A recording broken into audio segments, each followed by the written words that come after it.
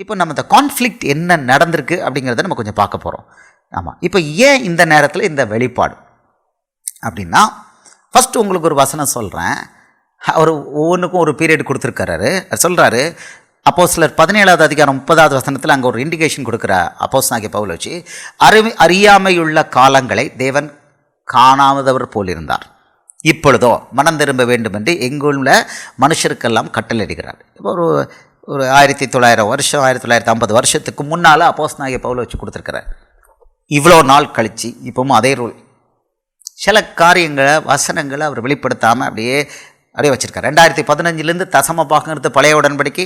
தசமபாகம் வாங்குறவனும் கொடுக்குறவனும் சபிக்கப்பட்டவன் சொல்லிக்கிட்டு இருக்காரு. அதை நிறைய பேர் ஏற்றுக்கலன்னு ஏற்றுப்பாங்க அப்படின்னு நம்ம சொல்ல முடியுமா? எரேமியா தீர்க்க தரிசனம் சொன்னால் ஏற்றுக்கிட்டாங்களா? ஏசாயா தீர்க்க தரிசனம் சொன்னால் ஏற்றுக்கிட்டாங்களா? எசேக்கியேல் தீர்க்க தரிசனம் சொன்னால் ஏற்றுக்கிட்டாங்களா? மல்கியா தீர்க்க தரிசனம் சொன்னால் ஏற்றுக்கிட்டாங்களா? செப்பனியா தீர்க்க தரிசனம் சொன்னால் ஏற்றுக்கிட்டாங்களா? ஏற்றுக்கல. அதனால் தசமபாகம் பழைய உடன்படிக்கையை அது கொடுக்கறவன் வாங்குறவன் சபிக்கப்பட்டவன் அதை செய்யாதீங்க அப்படின்னா ஏற்றுக்கலைன்னா அது இந்த பைபிளிக்கல் ஃபேஷனில் இருக்குது. பிசாசு ஒன்று தானே ஆட்கொண்டிருக்கிற, அன்றைக்கி இஸ்ரவேலர் ஆட்கொண்டிருக்கிற பிசாசு இன்றைக்கி பழைய உடன்படிக்கையை பின்பற்ற வைக்கிற பிசாசு ஒரே கொஞ்சம் சாலிடான பேய், அது கொஞ்சம் பலமுள்ள பேய், அழகாக அமைக்க வச்சுருக்குது. இப்போ நெக்ஸ்ட் லெவலுக்கு ஆவியானவர் போயிட்டார். 2015, இப்போ 2019 நெக்ஸ்ட் லெவல். இப்போ சொல்கிறாரு, கட்டட சபை ஞாயிற்றுக்கிழமை சபைக்கு போகிறவன் அத்தனை பேரும் சபிக்கப்பட்டவங்கிறார். நீ தசமபாகம் கொடுக்குறியோ காணிக்க கொடுக்குறியோ, அதை வச்சுக்கிறியோ, பாக்கெட்டில் வச்சுக்கிறியோ, உள்ளே போயிட்டியா நீ சபிக்கப்பட்டவன் அப்படிங்கிறார். இதுவும் ஏற்றுக்கொள்ள முடியாத மாதிரி தான் இருக்குது. எனிவே தீர்க்கதரிசி அவன் சொல்கிறத வசன ஆவியானவர் கொடுக்குறத சொல்லி ஆகணும். இங்கே சொல்கிறாரு, அறியாமையுள்ள காலங்களை தேவன் காணாதர் புரிந்தார். அப்போ இவ்வளோ நாள் வரைக்கும் இட்ஸ் ஓகே, பட் இப்போ வந்துட்டார், அவர் கொடுத்துருக்காரு. ஏன் வெளிப்பாடு? அவர் என்ன பண்ண போகிறாரு?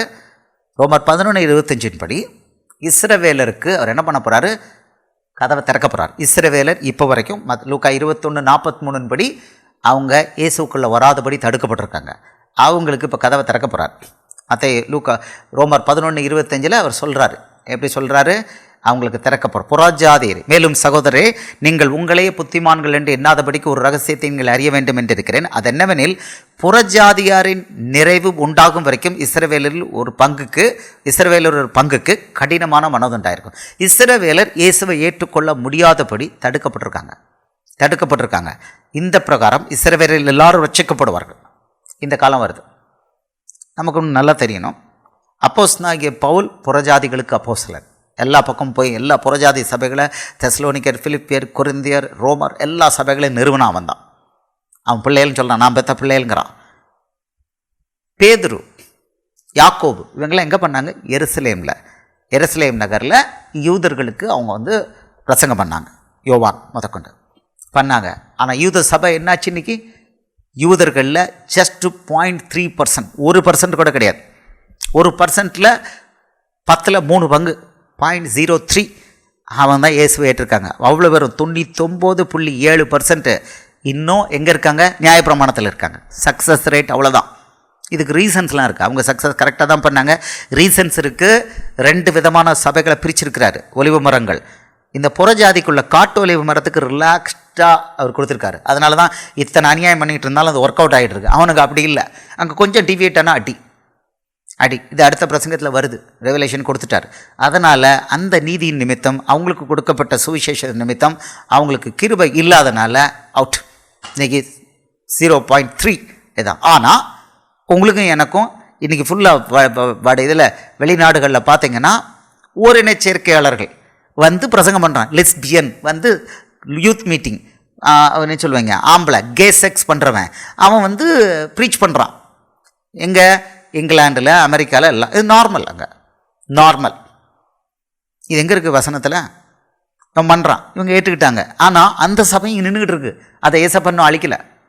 அவருக்கு பிடிக்காதது ஓரின சேர்க்கை. இவன் பண்ணிக்கிட்டு இருக்கான்.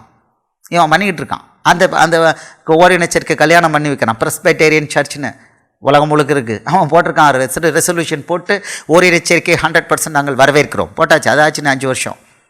எல்லாம் அமெரிக்காவில் உள்ள எல்லா சபைகளும் ஓரின சேர்க்கை கல்யாணம் நடத்துறாங்க. எவ்வளோ ஒரு அருவருப்பானது வசனத்தின்படி. ஆனால் அந்த சபையும் அழிக்காமல் வச்சுட்டே இருக்கிறார். ஆனால் யூத சபையை விடலை. அது அவ்வளோ வைப்ரண்ட்டாக இருந்தது. அவங்க தான் நமக்கு சுவிசேஷத்தை கொடுத்தாங்க. இன்னைக்கு காணும். இதெல்லாம் நீ கொஞ்சம் ஆழமாக பைபிளை கொஞ்சம் படிக்கப்பார், ஆவியானவர்கிட்ட நீ கேளு, நிறைய அழகழகாக ரெவலேஷன் கொடுக்குறாரு, சூப்பராக கொடுக்குறாரு பாருங்கப்பா. இப்போ அவனுக்கு கதவை திறக்க போகிறார். அவனுக்கு கதவை திறக்கன்னா புறஜாதியார் நிறைவு உண்டாகணும், சில காரியங்களை அவர் பண்ண போகிறார். வெளிப்படுத்தல் 3வது அதிகாரம் 10வது வசனத்தில் உலகம் எங்கும் ஒரு சோதனையை அனுப்ப போகிறார். உலகத்தை விட்டு அசைக்க போகிறாரு. அந்த அசைக்கும் போது நீனும் நானும் தப்பிக்கணும் சகோதரனே சகோதரியே. அதுக்கு முன்னால் ஒரு சான்ஸ் கொடுக்குறாரு. அவருடைய பாசம், ஐயோ அவ்வளோ பாசம். முதல்ல நான் வசனங்கள் எடுக்கும்போது பயங்கரமாக எனக்கு கோபம் வரும், திட்டுவேன், இப்படி ஏமாத்துறானுங்களே அப்படிமே. இப்போ கொஞ்சம் நல்லாவே மெல்லோ டவுன் ஆகிட்டேன், நல்லாவே மெல்லோ டவுன் ஆகிட்டேன். ஏன்னா அவர் அவ்வளோ அன்பாக இருக்கார், அயோக்கியங்களையும் அவ்வளோ நேசிக்கிறார், அவ்வளோ நேசிக்கிறார். அந்த பாசம், அந்த நேசத்துக்கு ஐயோ நம்ம பக்கத்தில் அது ரொம்ப சான்ஸே கிடையாது. அவ்வளோ நல்ல தெய்வம். இப்படி ஒரு நல்ல தெய்வத்துக்கு நம்ம அநியாயம் பண்ணலாமா? அதான் நமக்கு இன்றைக்கி கேள்வி. பாருங்கள், இந்த புறஜாதியார் நிறைவு ஒரு உண்டாக்க போகிறாரு. அப்போ நமக்குள்ள நம்ம யூதருக்கு திறக்கிறதுக்கு முன்னால் நமக்கு அவர் புறஜாதியாரில் ஒரு நிறைவு பெறணும். அதுக்கு நமக்கு முன்னால் வார்னிங் கொடுக்குறாரு. சில தண்டனைகள் வருது, அதுக்கு முன்னால் வார்னிங் கொடுக்குறாரு, சான்ஸ் கொடுக்குறாரு. ஆமாம். இப்போ இந்த வசனத்தை கொடுத்த பிறகும் நாங்கள் எங்கள் இஷ்டத்துக்கு தான் இருப்போம் அப்படின்னு சொல்ல முடியாது. காரணம், இவ்வளோ நாளும் அந்த ரெவலேஷனை மூடி வச்சுருந்தார். இப்போ கொண்டுட்டார். தன் எஜமானுடைய சித்தத்தை அறிந்தும் ஆயத்தமாயிராமலும் அவனுடைய சித்தத்தின்படி செய்யாமலும் இருந்த ஊழியக்காரன் அநேக அடிகள் அடிக்கப்படுவான். லூக்கா 12:47-48. அறியாதவனாயிருந்து அடிகளுக்கு ஏதுவானவைகளை செய்தவனோ சில அடிகள் அடிக்கப்படுவான். எவனிடத்தில் அதிகம் கொடுக்கப்படுகிறதோ அவனிடத்தில் அதிகம் கேட்கப்படும். மனுஷர் எவனிடத்தில் அதிகமாக ஒப்புவிக்கிறார்களோ அவனிடத்தில் அதிகமாக கேட்பார்கள். இப்போ ரெவலேஷன் வர துவங்கிட்டு ஓப்பன் பண்ணிட்டார். இப்போவும் நான் இவ்வளோ நாள் இப்படி இருந்தது அப்படி தான் இருப்பேன்னா இருக்கலாம், உன்னோட ரைட்ஸ். அது யாரும் அதில் தலையிட போகிறதில்ல, ஆவியானவரும் தலையிட மாட்டார், சொல்ல தான் செய்வார். ஆமாம், சொல்ல தான் செய்வார். அதுக்கு பிறகு அவர் வாட்டு மூவ் ஆகிட்டு போயிடுவார். ஆமாம், அவர் வாட்டு மூவ் ஆகிட்டு போயிடுவார். சாலமோனுக்கு 2 தடவை சொன்னார், அவன் கேட்க மாட்டானா. 1 ராஜாக்கள் 11வது அதிகாரம் 9வது வசனம். அடுத்து 2 வசனம் தள்ளி உத்தரவு போட்டார், உன் ராஜ்யத்தை பிரித்து உன் வேலைக்காட்ட கொடுக்குறேன்ட்டார். முடிஞ்சு போச்சு. இன்றைக்கி தேசம் அழிஞ்சிருக்கு. அவ்வளோ இருக்கிறதுக்கு காரணம் அவனுடைய தப்பு. அவன் கேட்க மாட்டேன்னு சொன்னனால, அவன் கீழ்ப்படிய மாட்டேன், அவர் எச்சரிக்கை கொடுக்கும்போது கீழ்ப்படிய மாட்டேனால அழிஞ்சு போச்சு.